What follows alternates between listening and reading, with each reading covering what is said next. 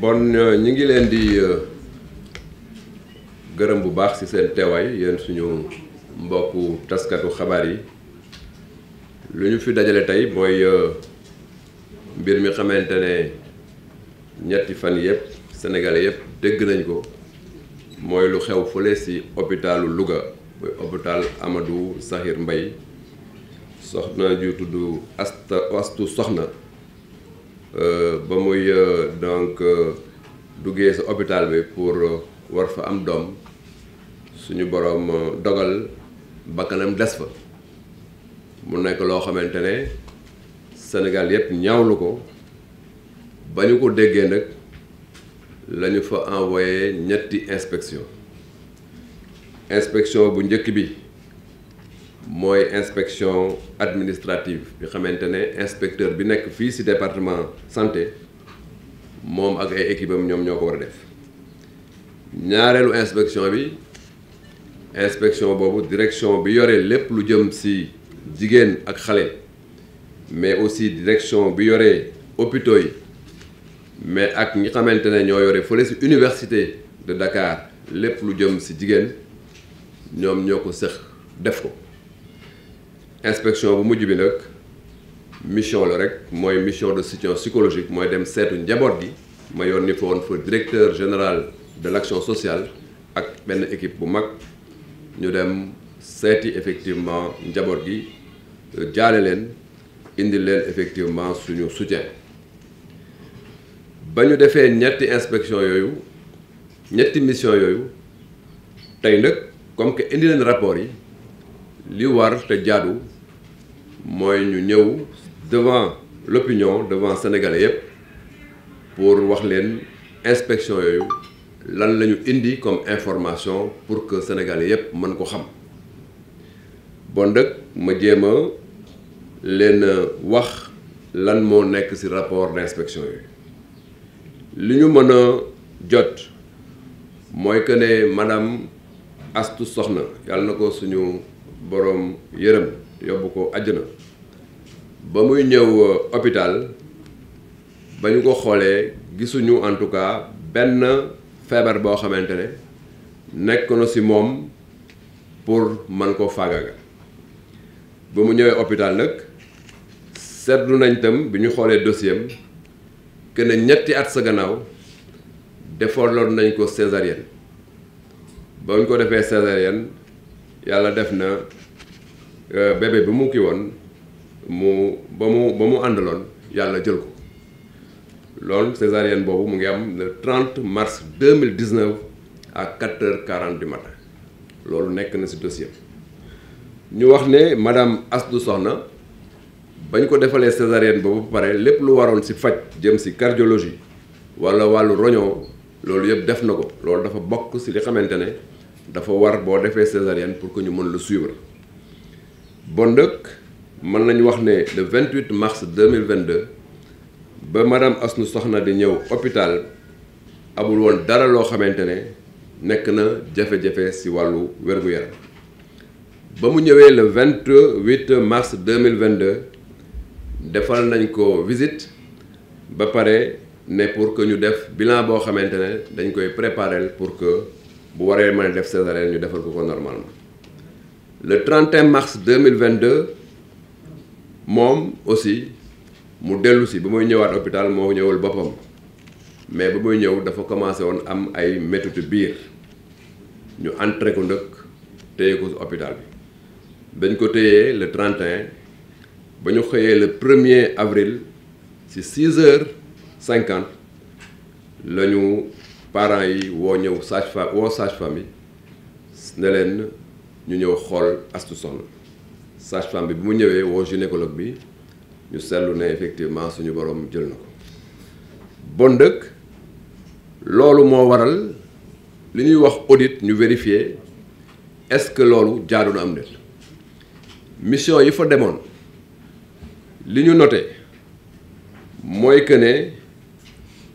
ñetti anam la ñuy vérifier wàllu audit bu njëkk bi ñu ngi koy woowee premier retard est-ce que mbir mi ngi nekk ci booru patient bi ñu seetlu ne ci wàllu patient bi gisuñu dara loo xamante ne waroon na ko mën a donc faat bakkanam. beneen bi mooy wàllu environnement bi ak wàllu trajet bi nan la ñëwee ba hôpital foofu tam gisuñu fa dara loo xamante ne war na mën a indi donc tolof-tolof. li mission bi conclure mooy que ne tolof-tolof bi ñu ngi ko seetlu ci structure sanitaire bi ci niñ ko effectivement jëlee ci biir hôpital bi loolu nag ci wàllu diagnostic bi lañ ko seet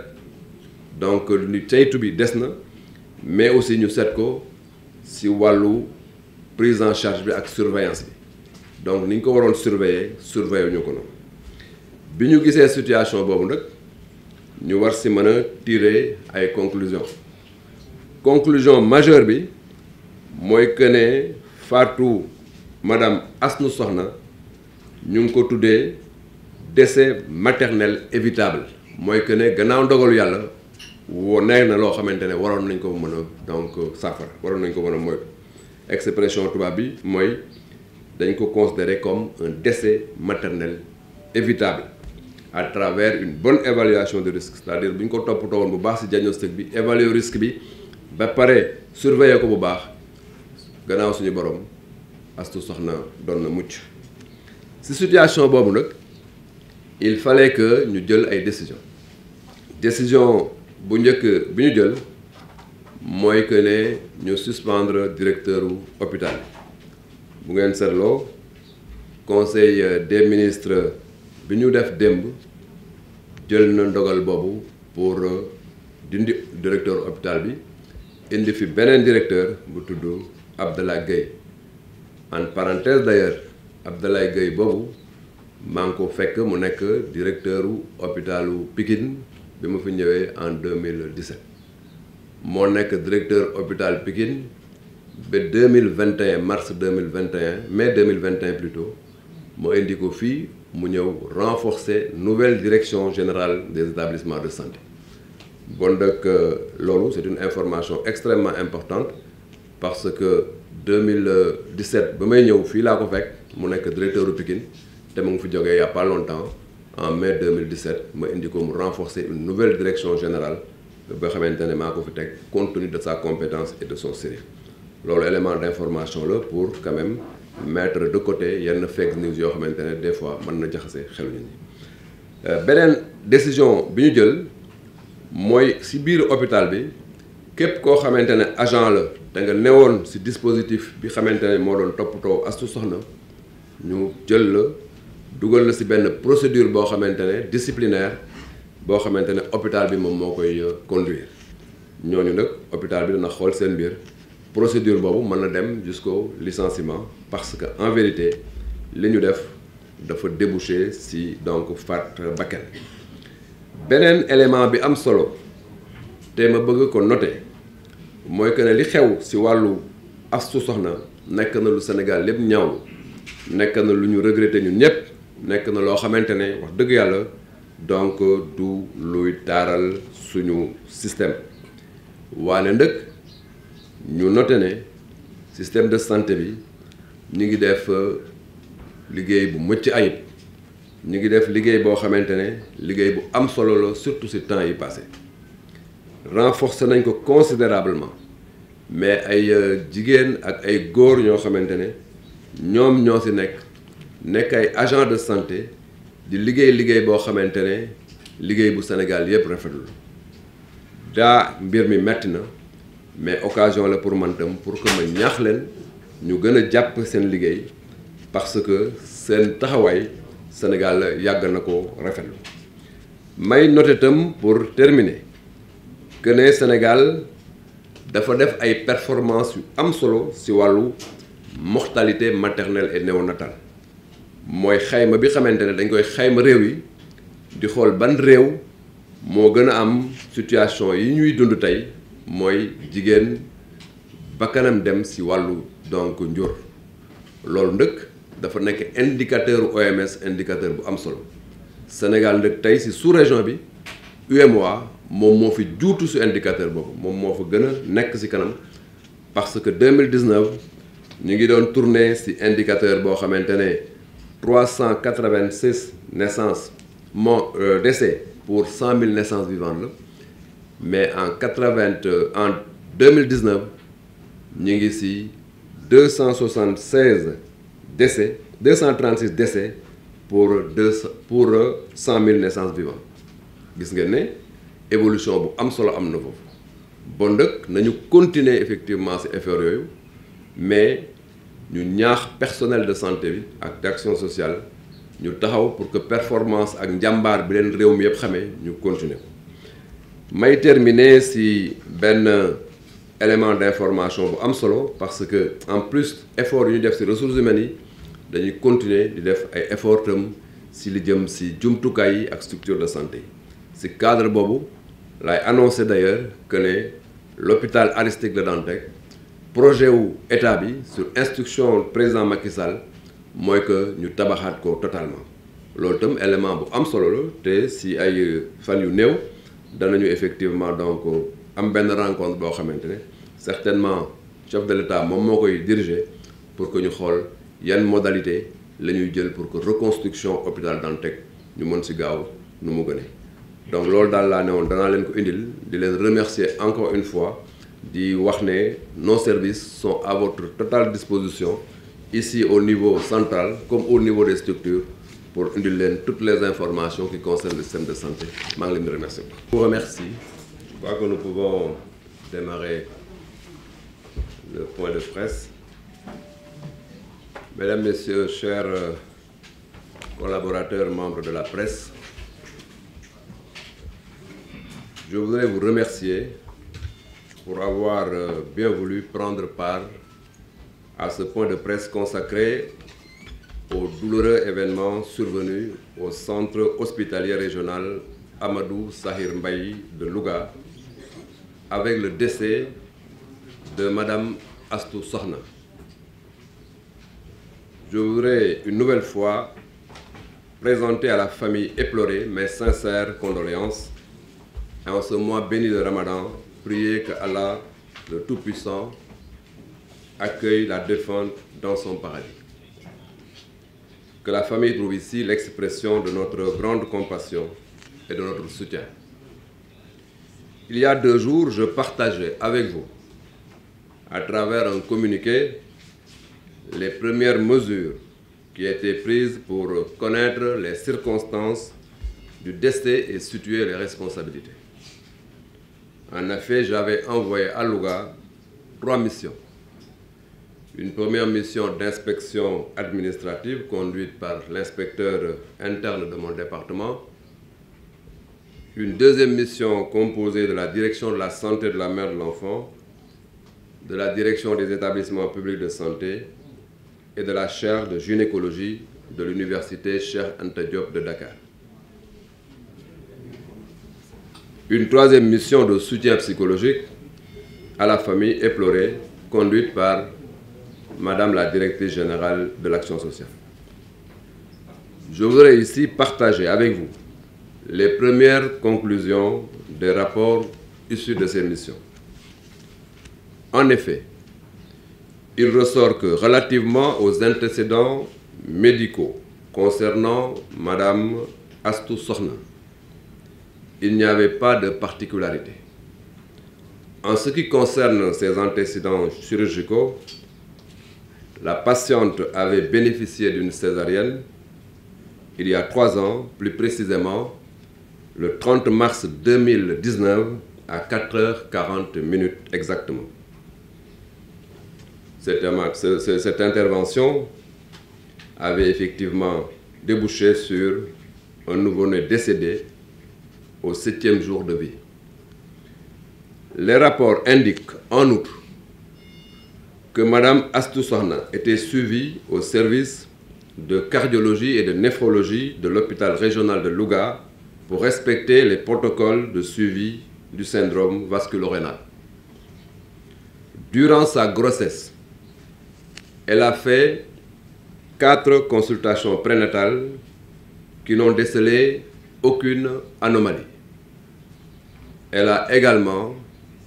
effectué une visite de suivi le 28 mars 2022 à l'hôpital, au cours de laquelle un bilan préopératoire a été demandée en vue d'une césarienne prophylactique de prudence. Le 31 mars 2022, elle s'est présentée à l'hôpital pour des douleurs abdominopelviennes sur une grossesse de 9 mois, ce qui a motivé son hospitalisation. Le 1er avril 2022, à 6h50 exactement, la sage-femme de garde a été appelée au chevet de la malade par la famille pour voir son état. C'est en ce moment qu'elle a constaté le décès qui sera confirmé par la gynécologue d'astreinte à 7h36. Selon le modèle des 3 retards, qui est un modèle d'audit de décès, le dossier ainsi présenté ne met pas en évidence des éléments en faveur du premier retard, c'est-à-dire une reconnaissance des signes de danger par la patiente, ni du second retard, à savoir l'accessibilité géographique et financière sans particularité. Par contre, on note des éléments en faveur du 3e retard, qui est lié à la structure objectivant un déficit dans la qualité des soins reçus, à type d'insuffisance de diagnostic, c'est-à-dire l'évaluation non optimale du risque et l'insuffisance dans la surveillance. Sur la base des éléments du dossier, le décès de Mme Astou Sokhna est considéré comme un décès maternel évitable à travers une bonne évaluation du risque et une surveillance optimale durant son séjour à la maternité. Face à cette situation, les mesures suivantes ont été prises. La révocation du directeur prononcée lors du Conseil des ministres de ce mercredi 13 avril 2022. La suspension des agents de garde impliqués dans le décès devant conduire à une procédure au niveau de l'hôpital pour négligence ayant entamé mort d'homme conformément aux instructions données au directeur. Le décès de Mme Astou Sokhna, dans les conditions que je viens de présenter, est une situation très douloureuse, surtout pour la famille. Cependant, elle ne reflète pas l'état global du système de santé, qui ces dernières années a connu des progrès significatifs et réalisé de grandes performances grâce notamment à des hommes et des femmes compétents et dévoués qui, jour et nuit, parfois au péril de leur vie, apportent soins et secours aux populations. Je voudrais saluer la qualité du personnel de santé de notre pays, dont le professionnalisme est reconnu de par le monde. Les données en matière de santé maternelle et infantile en attestent largement. En effet, la mortalité maternelle a baissé. Elle est passée de 392 décès pour 100 000 naissances vivantes en 2010 à 236 décès en 2017 pour toujours 100 000 naissances vivantes.